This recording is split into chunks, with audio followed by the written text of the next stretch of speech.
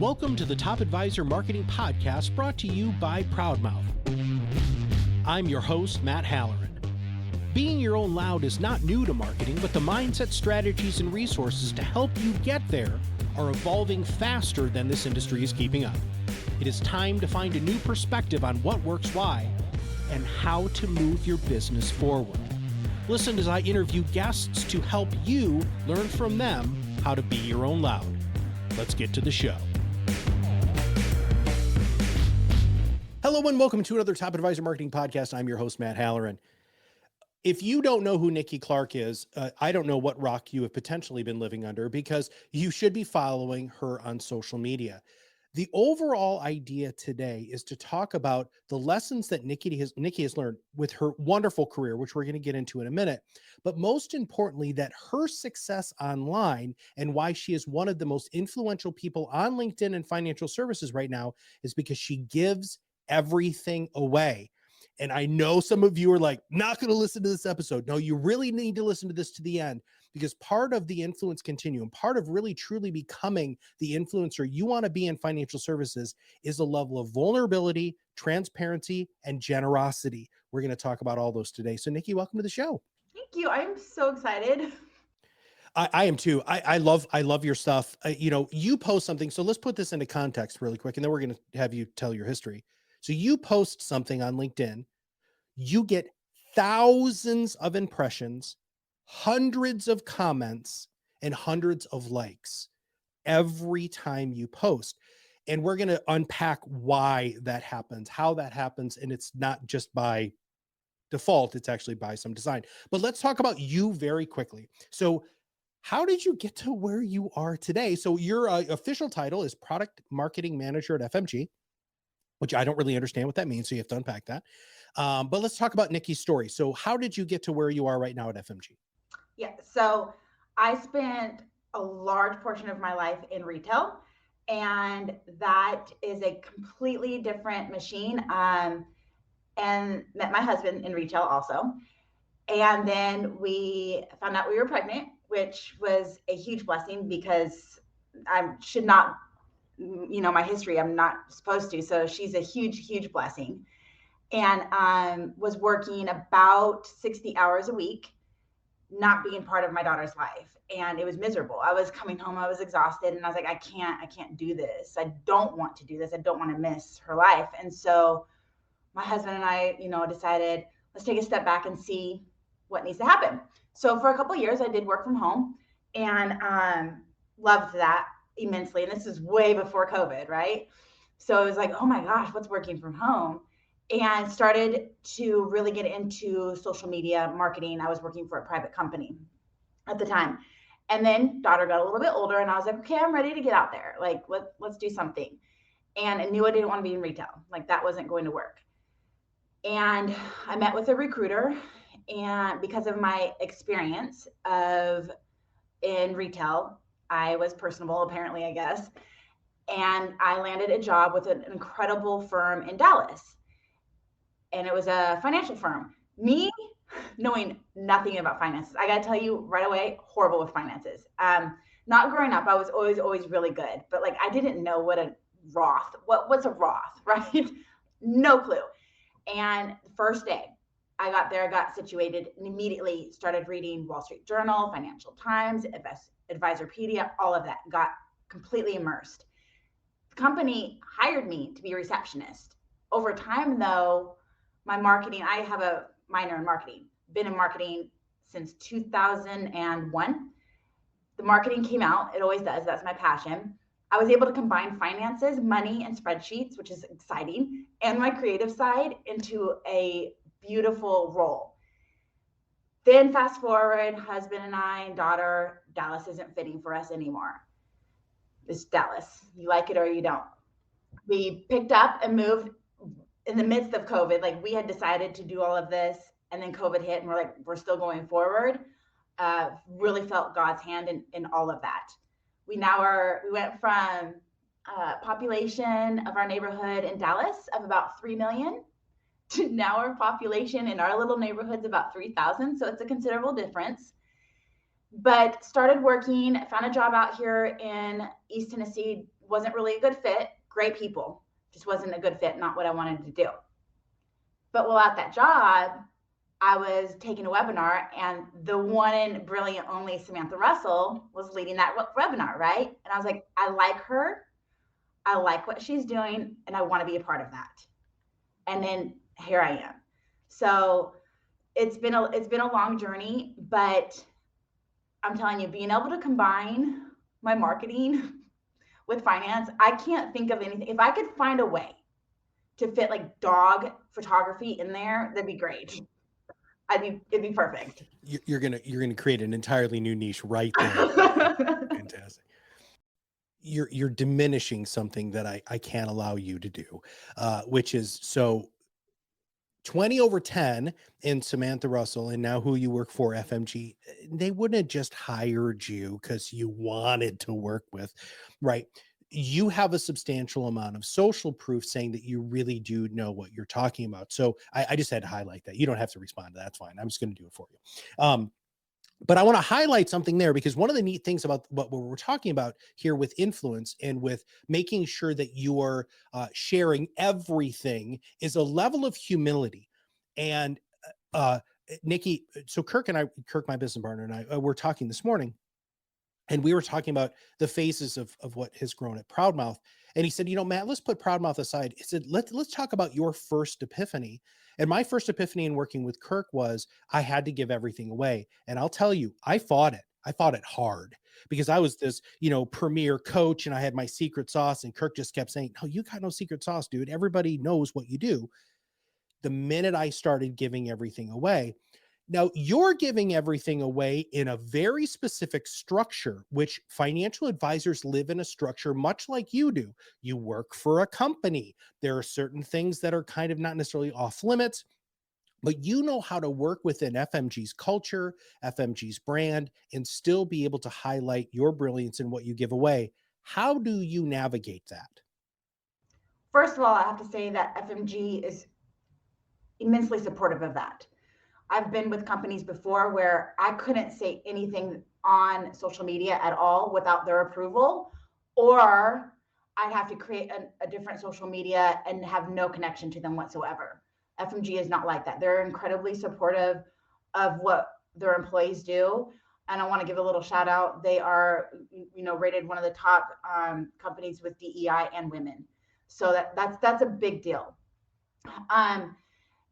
And how I've been able to mirror that is I kind of grew up, Matt, as well. Like, you don't give stuff away for free. that's a retail thing, right? Yeah, totally. Like, no, we don't do that.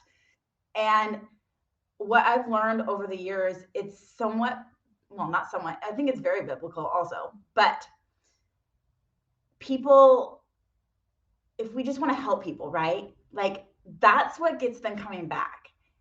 Gated content does not get people coming back at all. What gets people coming back is like, oh my gosh, you really truly care about me, and you're listening to me, you're understanding me, and you want to help for no strings attached. That's what works. So yeah, lead magnets work. Don't get me wrong. Like, I'm a marketer. I still understand all of that.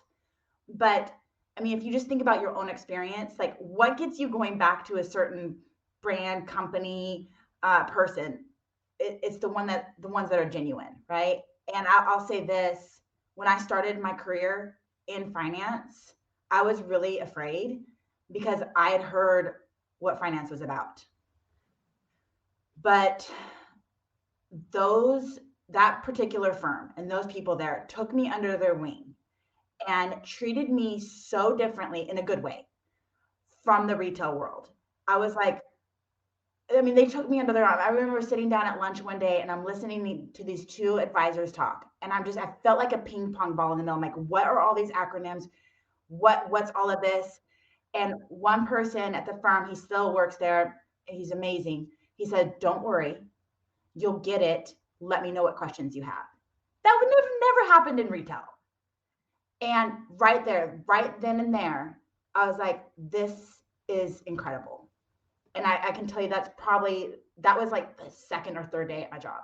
So I love this generosity gift that you've been given by FMG, and I think that our listeners, since a lot of the listeners that we have are RIAs, who are very successful financial services firms, or even if you're with a broker dealer, you know what you're allowed to say and what you're not. So you still have the ability to be wildly generous with your content, but you take generosity to the next level. So I just want everybody to kind of think here that we're talking about generosity, we're talking about humility, which I'm going to talk about now, but then we're also going to be talking about intimacy, because those are the three major points of why Niki is such a huge influencer on social media. So generosity with your, I mean, you post very frequently, probably more frequently than other, but you're a writer, right? So you like to do that. Let's talk about humility. One of the things that I love about your posts is I read your post and I feel like, one, you're talking to me. Number two, that you want my response. How do you do that? How do you engage your audience to the point where you're getting hundreds of comments on a post? I was just talking to Jessica, who is with your company, who is just phenomenal. I love her to pieces. I was just talking, she posted something about that today, and I just commented on that. I'm sorry, Matt. I totally forgot the question because I got sidetracked. Oh, no, that's okay. That So cool. bringing you back, it's this idea of how do you? Yeah, Jessica's very distracting. I agree with you. How do you engage your audience with what you're writing to the point where people feel like they want to respond? Right. So Jessica and I were talking. Like, what would you, if you're making content or you're writing or whatever, what would draw you in? Like, that's how we have to think about it. And I'll see a billboard out and it'll catch my eye, right? And I'm like, oh, they got me. What did they do? And I can apply that way, right? So if I'm creating content, what makes me stop the scroll? And I'm going to use that same concept because it's working on me. And I don't want to think that I'm the best marketer out there. There's thousands of people better. But if it's going to get me to stop the scroll, because I'm highly judgmental of content, then that's something that's working, right? So I'm going to apply that same concept. And then Jessica and I were talking, like, when we're creating content, is this something that we would really like, or is it just checking a box? Today's Wednesday, I posted content. Like, that's the big difference. Like, is this something that you would really enjoy? Actually, Matt, you said something a while ago, and it's in my notes on my phone because I love to refer back to it. You said, no, it's really good. I don't want to pull my phone because I don't want to get distracted. But it said something of the fact, if you're posting every single day about Roth IRAs, why are people going to read it? Right? And I get that advisors, there is a compliance issue. I don't want to say issue because I love compliance. They're actually keeping advisors safe. We need to stop like this fist fighting that's going on, right? Like, I have immense respect for compliance. The thing is, like, you can still be authentic and true and real and not always talk about Roth IRAs.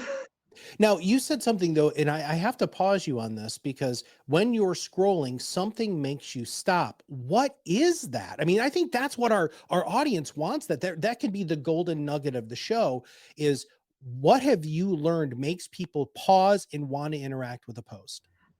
This is something that Samantha has been talking about a lot lately.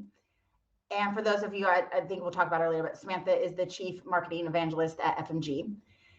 And one of the things that she's really brought to my attention, I'll be doing these behaviors, right? But she's the one that's calling it out, or other people, I'm like, oh yeah, that's right, that's right. One thing that's really, we have these pendulum shifts, pendulum shifts. There we go, got the word. And so what's working today probably will be different next year. But right now, what's working, right? Vibrant, like pops of color. We kind of went to this muted, simplistic phase, which is fine. That's still working in certain areas. But what's really grabbing people right now is vibrant and pops of color. Does it pop off the screen? I've been honing in on my 90s vibe a little bit and making images like that. And once again, you can still be super simple with your pops of color because clutter just doesn't work. We have so many messages coming at us every single day. Like clutter just makes people want to keep scrolling because it's too busy. I read something about the way the human brain interacts. This just goes back to basic survival skills where we want to consume the less amount of energy so we can conserve that energy for like hunting, I don't know, whatever. But that's kind of how our brain is working. So that's going to stop the scroll. Other things that are going to stop the scroll is you have to think of social media. It's different than a blog. When I go to read a blog, a newspaper, a book, I mentally, subconsciously am positioning myself, okay, this is going to be longer content. I'm going to get into that zone. Social media is not like that. There needs to be white space. There needs to be bullet points. There needs to be something that catches your attention because we're going scrolling so fast. So what's going to stop that? White space works really well. Something catchy, right? And you have to like speak to that person. You don't need an opening introduction paragraph into your content is not going to work. So it's got to be quick, immediate, concise, and super specific. Niche marketing or niche, whatever. With that, something that I've noticed that you do, I love the white space. I think that, right. So anybody who is listening to this, I mean, please don't stop listening, but that's, if you take anything away from this, out of everything else we're going to talk about, putting white space in your text-based posts on LinkedIn specifically stops people in their tracks. Niki, I can't tell you how many times I've done that because, there's a lady named Tisha. She's a expert podcaster in London. She runs the sleep podcast, and she has hundreds of millions of people listen to her show. And that is every time she does it, she'll have a question, which I've seen you do a bunch. A question, white space, and then the beginning of the answer. And I'm like, well, I want to know the answer to that. We live in a world of questions, and people don't understand that with SEO, and I'm not going to get into that today, but everybody asks the internet questions. If you keep that in mind, people do have questions and they go to LinkedIn to find answers to those questions. If you can pull that question, that's a game changer. What do you think? Yes. Now I will say too much white space is bad though. I've seen a lot of posts lately that it's like sentence white space, and it's just like, oh, that's too much, and it causes my brain to hurt a little bit. Okay, generosity we've covered. I want to talk a little bit about humility. One of the reasons why I think people engage with your posts so much, and what we've actually found at ProudMouth that works really well for us and for our clients, is showing that you know enough and that you want to know more. Every one of your posts has that level, that level of engagement. Do you have phrases that you found work better, or how do you maintain your humility and still give everything away and then also create conversation? I had a boss in 2017 who sat me down. I had a really, you won't believe this, maybe you will, I don't know. I had a really bad attitude pre-17 and just went around with like a chip on my shoulder all the time. There's reasons why, but whatever. And she sat me down and she said, in a nicer way than what I'm going to say, but basically it was, if you don't fix your attitude, this place isn't for you. And they gave me a book to read, Mindset by Carol Dweck. And from there, it was like, I wish they would have taught me this in school, like in middle school. I don't know everything. I'm never going to know everything. And Matt, I was taught in school, and it just pounded in me in retail. You go at it alone. You don't seek help from anyone, and you plow through no matter what. That's not how life works. And what I've discovered post 2017 and on is we need people in our lives, even introverts, right? Like we all need people. We do not know everything at all. I could spend all year studying social media and still not know 90% of it. And that's what's really awesome about social media. When you weed out, I want to just do a little caveat here. 2 times a year, I weed out my social media of who I'm following, what's not working anymore, what's not fitting, what's not bringing me joy, and what's toxic. That's got to go. You're in control of your own social media feed. So, with that, now my social media feeds are uplifting, encouraging people who are there to educate and help. That's what my feed is full of.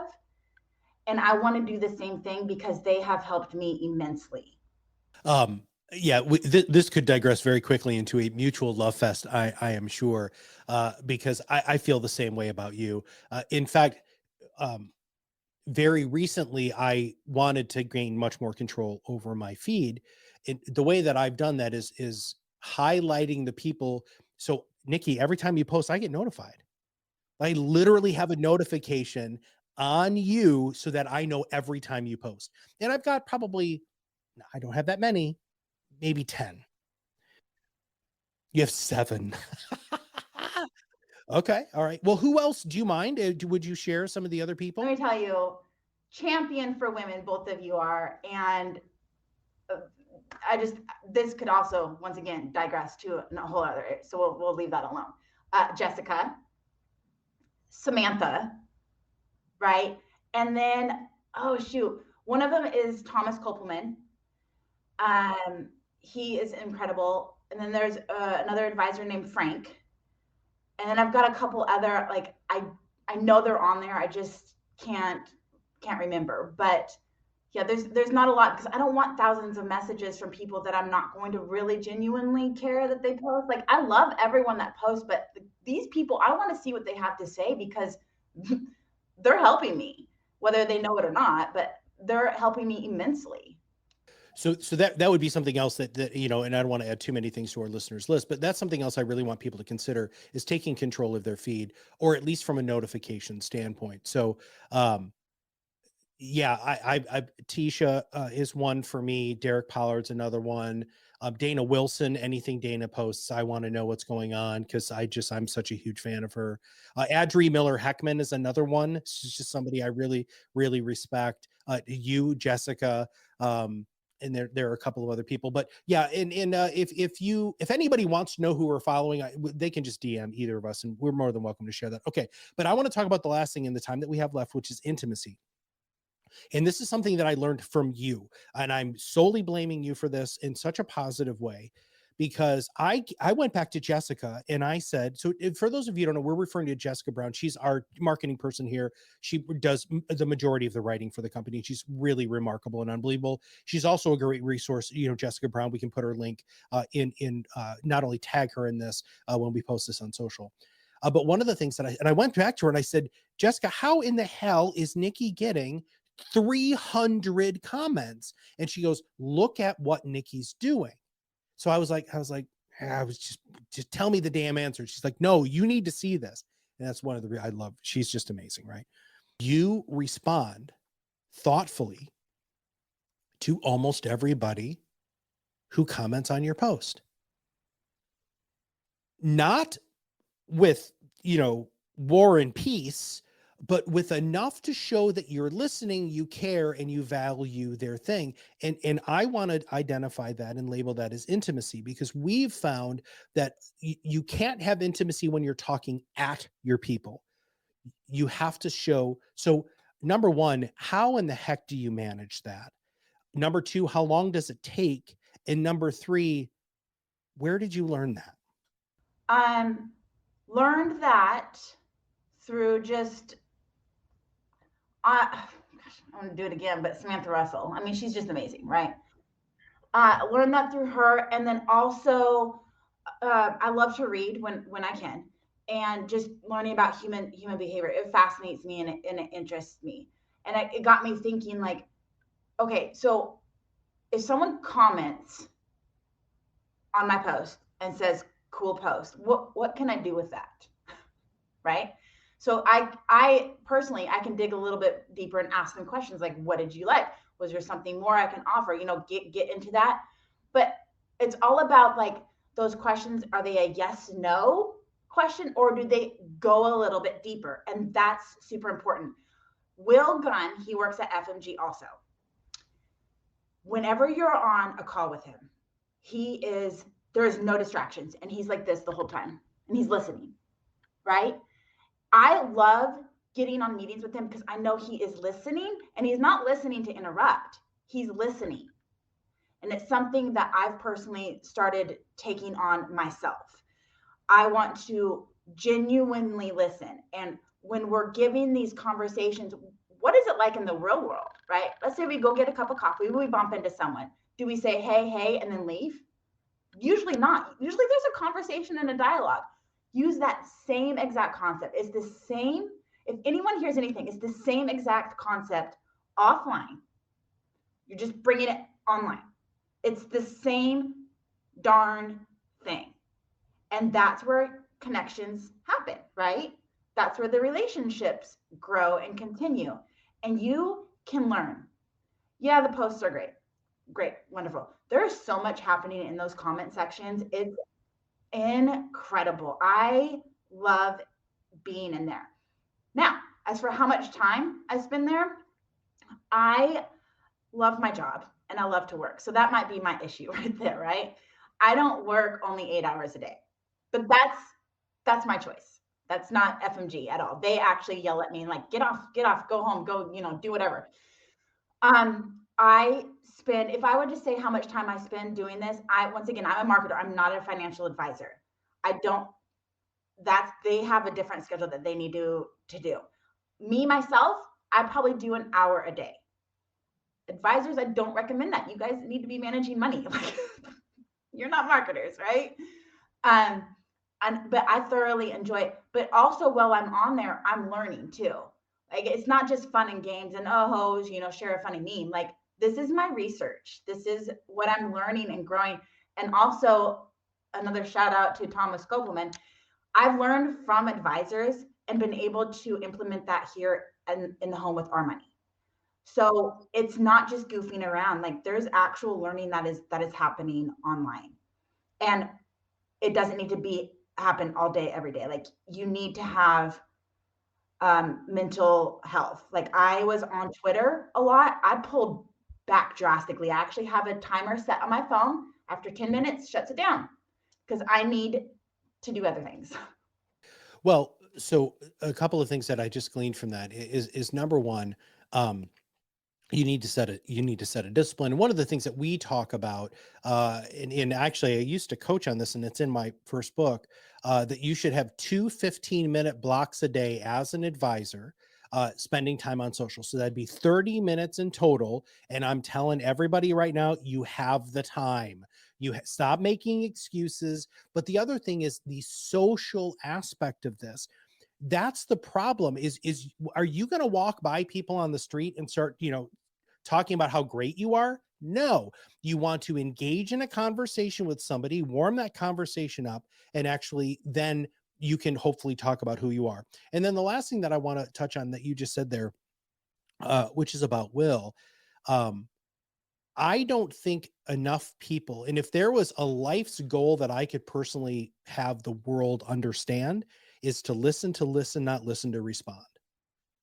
And oh my God, if we just shut up and stopped our brain and just focused on who was talking and really try hard to absorb not just what they're saying, but how they're saying it and the intention behind it and the history behind it, all of those things, I think that the world would be a better place, because right now everybody's just barking at each other. All right. Generosity, humility, intimacy. You've talked about, your discipline on Twitter. You've talked about your discipline and how long it takes you on LinkedIn, to respond to those things. We talked about white space. We talked about making it engaging, making sure that you're showing that you're listening. All of those things are absolutely fantastic. And I know that you know this, that I try hard to prepare for these shows. But my favorite question to ask is, what should I have asked you that I didn't? I have been so nervous about this. And my daughter told me, this is so funny. She's like, Mom, just be real. Don't worry about it. And she's just so cool. One day I think she would love to be on your show. I'm not even joking. selfish plug for my daughter because she thinks this is really awesome. There's actually a million things that I would like to add there, but one thing I want to do is I get advisors ask me a lot, why should I, as an advisor, post on LinkedIn or whatever social media channel they're on? Aren't there 1,000 other advisors on there doing the same thing? They're my competition. No. I just want to say, first of all, if you advisors hear anything, just say no. Like, that is ridiculous. No, no, no, no, no. Yes, they are technically, I guess we can say, competition, whatever. I don't know. But not really. No, they're actually your supporters. Some of the some of the best posts out there, podcasts, webinars I've ever seen and been part of, panels, are when competing advisors are together. It is so interesting and amazing. And I've spoken to a lot of advisors who are like, I get referrals from my competitor down the street. So if you learn to work together and play nice, it's incredible. And here is studies I want to just prove, because in my marketing days, when you have a Coke machine and a Pepsi machine next to each other, sales actually increase for both. By the way, I'm a Pepsi fan. I do not drink Coca-Cola. That does not go in our house. Same thing. Why do you think there's a Walgreens and CVS always next to each other, or a Dunkin' and Starbucks? There is a reason it works. They are not your competition. They are there. It just helps get your name out. And trust me, there's like 8 billion people in the world, right? Or is it 800 billion? I don't know. Studies just came out. 8 billion, 8 billion. Yeah. 800 would be a lot, right? There's plenty share of the wallet. So I would just like to say, no, you don't need to worry that there's not enough to go around. And yes, you should be interacting with other financial advisors on social media. Man, you just hit on so many ProudMouth like messaging things that I just have to highlight there. Number one, if you are truly yourself, you have zero competition because you are your own loud and you're unapologetically being yourself. And that is the best thing. The other thing that we've learned massively here, this was a huge switch that I think happened years ago, but it was really solidified at a conference called Jolt, which, by the way, if you haven't registered for, it's probably sold out by the time this show comes out. But Jolt, all of these marketers are sitting in the room together. And for the first time, we're looking around and saying, gosh, maybe if we help each other, we're all going to do better. And then advisors, it's now starting to permeate. I think that philosophy, that abundance mindset, for lack of a better description, all of you have been doing so much. You've been killing each other over the scraps underneath the table, and you don't realize there's a seat at the table. Sit at the damn table. Look around. It's great. It's great to be there. All right. So thank you for answering that question. Now, so I am sure that not only we're going to make sure that everybody, hopefully follows you on social. So there's number one, but number two, you do work for FMG, and I cannot thank you enough for spending so much time and giving us all of these great secrets about how to be more successful on social, and making sure that you're giving it all away, that you're being open, you're being transparent, you're being humble, and you're being very, very intimate with your posts. But if somebody wants to engage you, where should they go and what can they engage you with? Yes, so I am on LinkedIn. That is where I spend 90% of my time. Twitter, 10 minutes a day if I even hop on there. I do want to say I am on Instagram, but that is for my dogs and my photography. So those have nothing to do with marketing whatsoever.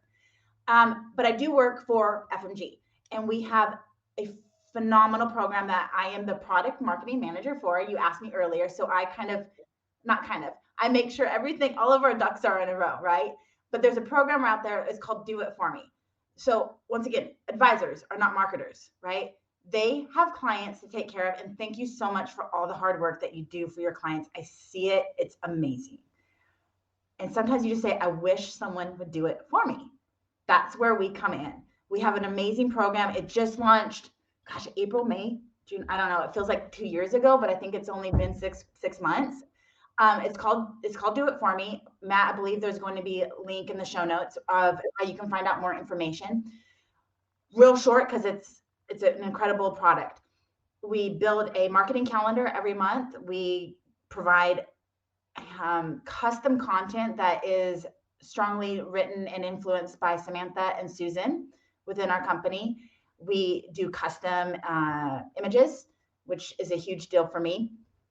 And we give you tips, suggestions, marketing ideas. We give it all every single month in a nice bow into your email inbox, right? And you also have your very own marketing strategist. So if you want to find out more about that, there'll be a link in the show notes, or you can email me at nikki.clark@fmg.com, or you can also, again, find me on LinkedIn. Niki, thank you so much. It's a pleasure. It's an honor. I'm so happy to have met you through social. Thank you for teaching me something literally every day on LinkedIn to be a better writer and more engaging person on social media. And thank you for emulating that, to be that kind of beacon that people can look at and say, I want to be more like her because I see that what you're doing works. So I want to thank you very much for all of that. And one day we're going to meet in person. I know we will. Well, I hope so. That would be really awesome. I am going to warn you, I am a hugger. But anyway, so everybody, here's the thing.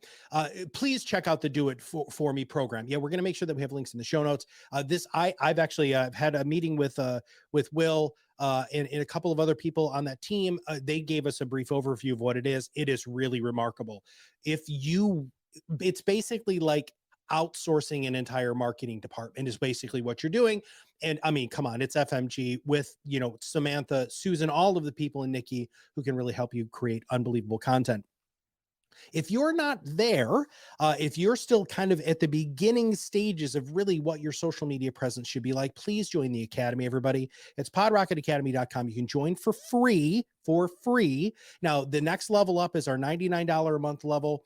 You get 8 hours of office hours a month, which means that you can meet with me and my team 8 times a month and have our ear, and we can review your stuff, help you with podcasting, help you with marketing. We can even look at your social media posts and give you ideas and examples and tips and tricks. We need to have more people taking advantage of this because we truly want to change the industry. Stop being the best kept secret in the area. Go from being nobody on your little street to an actual mainstream authority, which is really what we want to do for financial services professionals. So for Niki and hopefully everybody at FMG and all of us here at ProudMouth, this is Matt Halloran, and we'll see you on the other side of the mic very soon. Thanks for listening to the Top Advisor Marketing Podcast, brought to you by ProudMouth. If you want to know more about how you can be your own loud, visit us at proudmouth.com and sign up for the PodRocket Academy. Through courses and office hours led by professional podcast producers and digital marketers, you will learn everything you need to know to become the trusted subject matter expert you were meant to be.